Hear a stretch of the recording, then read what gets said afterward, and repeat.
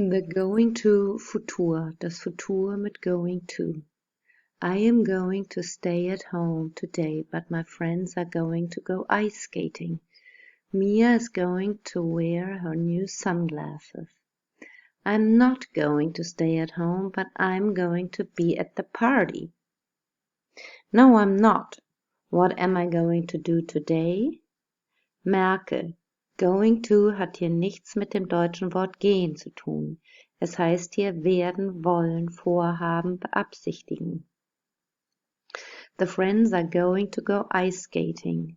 Die Freunde werden, wollen Eislaufen gehen. Die Freunde haben vor, Eislaufen zu gehen. Wenn du ausdrücken möchtest, was jemand vorhat oder für die Zukunft plant, verwendest du das Futur mit going to. Es wird mit einer Form von be, is gebildet, oft mit den Kurzformen s und going to und Verb. I'm going to stay at home. They're going to have fun. Verneinung. I'm not going to stay at home. We aren't going to play football. Fragen.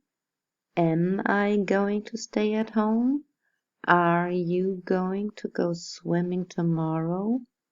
What am I going to do? Where are you going to go swimming?